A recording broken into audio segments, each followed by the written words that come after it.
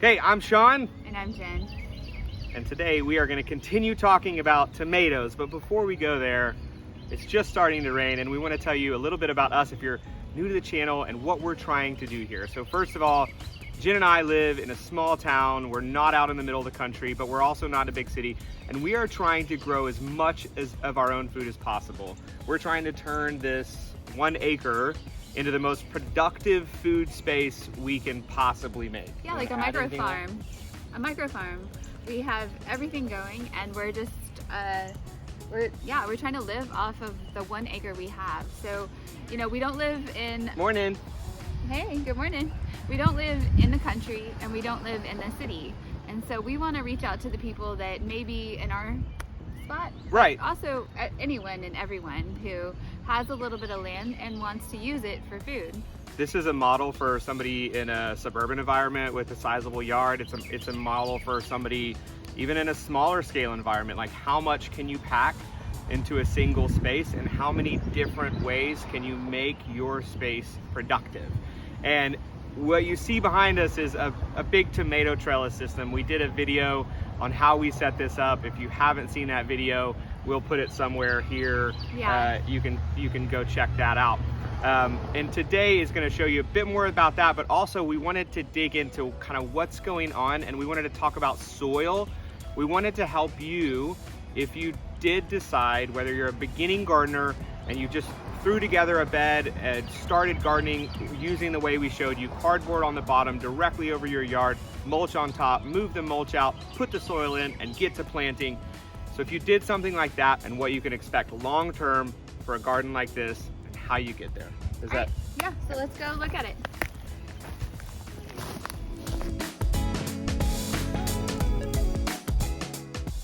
Sometimes if you want to know what's going on in the garden, you got to get down in the garden. So we planted these about 2 weeks ago. We set up the beds a week prior to that. So this soil is 3 weeks old. These tomatoes, the reason I'm showing you these is because I have these exact same tomatoes planted at the exact same time in a different space. These are Thomas Jefferson Sangiovese tomatoes. They're seeds from the garden at Monticello. And they're certainly doing well. They're growing, but they're not growing quickly. And you can already see that there's a bit of yellowing on the older established leaves. So why? Well, that's usually an indicator, and in this case it is, of a nitrogen deficiency. So does that mean there's something wrong with the soil? Yes and no. We use high quality organic soil and everything should be going great. But if this happens to you, I don't want you to be discouraged because I want you to understand what's going on. Now I'm gonna show you the exact same tomatoes in a more established garden bed, and I'm gonna tell you the difference and kind of what's going on. Let's go check it out. All right, tomato trellis over here to my left, and then our more established raised bed garden over to here, my right. Let me go show you these tomatoes. Come on. Here we are back on ground level with the exact same tomatoes, the Thomas Jefferson Sangiovese, except this time we are in one of our raised beds that we have been doing no-dig gardening practices in for 4 seasons. By no-dig, that means we're not ever tilling the soil. We are basically just layering good quality compost once a year, every year, and letting the soil do the rest. And the proof is in the plants. You can take a look at these. You'll see how thick they are, how short they are, and how many leaf sets they already have. This plant is fully thriving. There's also a mushroom here, which is fantastic. And you can just see that the leaves are perfectly green. There's no damage. The soil is protecting the plants from normal pests. There's some pests that are going on over there. We've got some like holes in the leaves. None of that is happening here. No-dig gardening won't protect you from anything, but good soil health will. And I told you that we talked through some of the differences between what's going on over there and what's going on over here, and kind of most importantly equate it to you and your garden experience. So when you get results like that, you'll know why and you won't be discouraged. So let's get into that. So how do you get healthy soil? Well, you want to foster an environment that promotes as much microbial growth as possible. The word microbe isn't even a scientific term. It just means small. And today we're going to be talking about bacteria, fungi, and protozoa. These guys help balance so many things in our bodies, but today we're going to be talking about how they balance soil.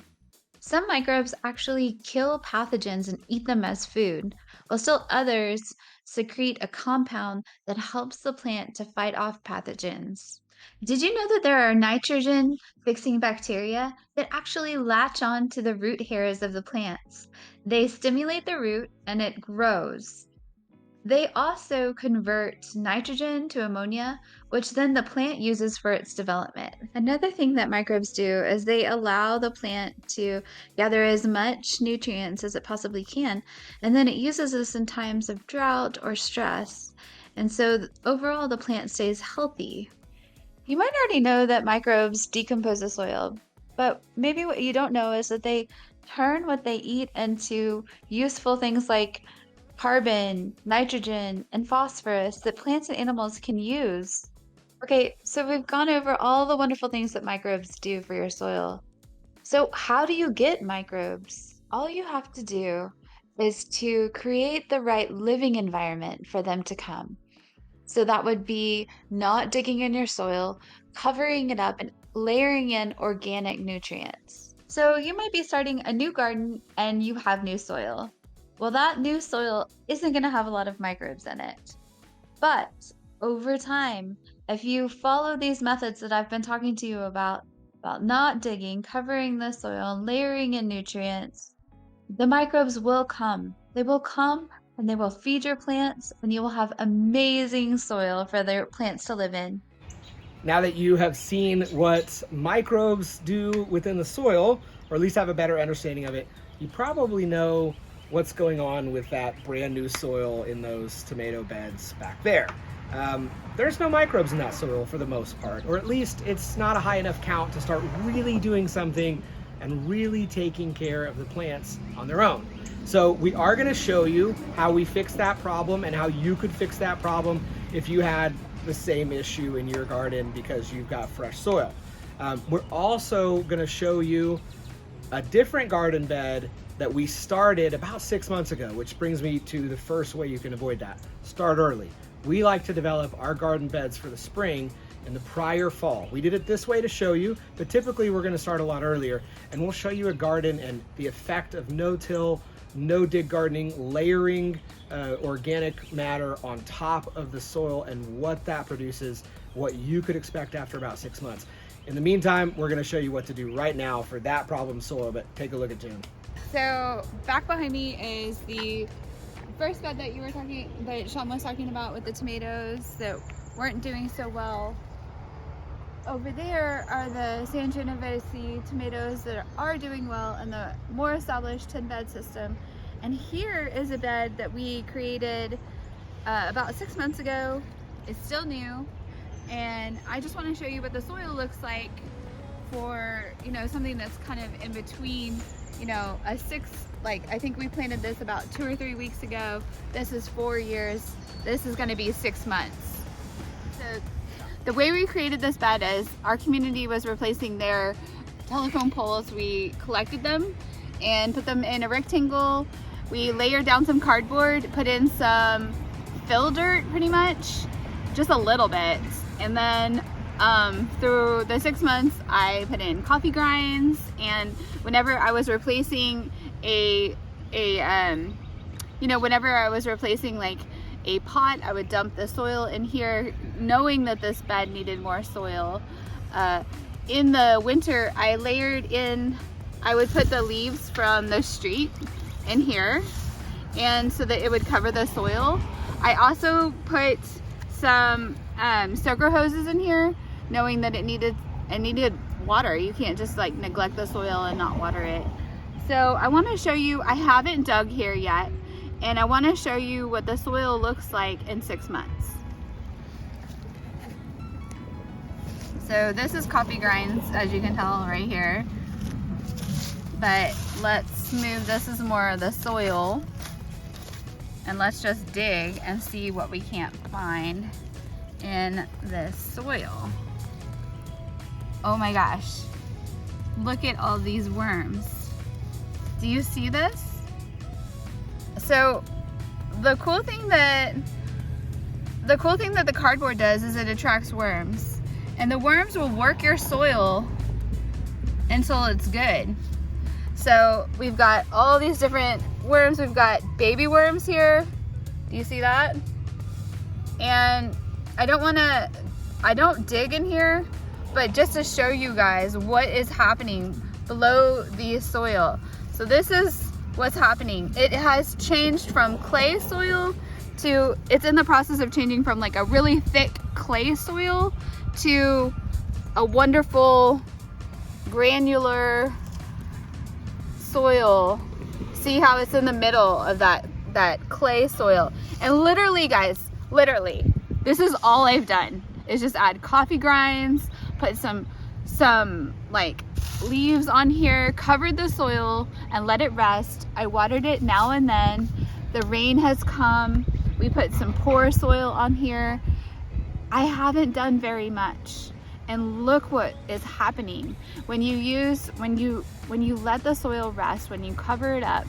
It's just amazing. And I think it really excites me because, you know, I love taking something that's dead and making it come alive. So yeah.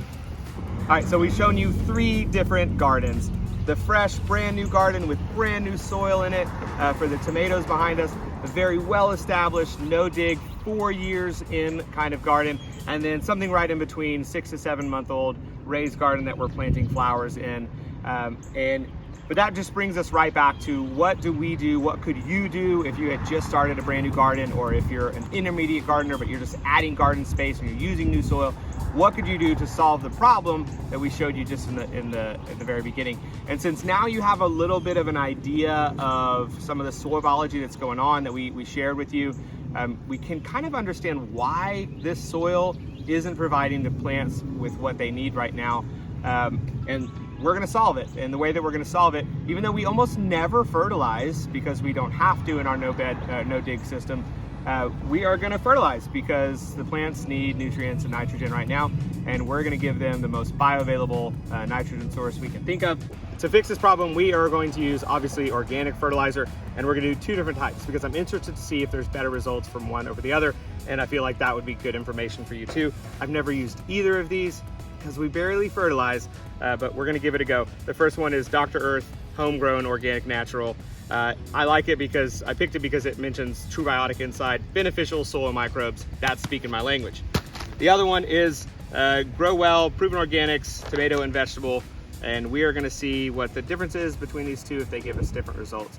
We will be putting a different fertilizer on the same type again of San Genovese tomatoes in the tomato trellis system to see, you know, a good controlled experiment result. Same soil, same plants, 2 different fertilizers. So let's take a look. So there you have it. 3 different gardens at 3 different stages with 3 different soil results. Now you understand some of the soil biology behind it, or at least I hope you do. I hope this encourages you to start your own garden. And if you run into trouble, I hope you don't get discouraged, because gardening is a practice that you have to learn and develop over time.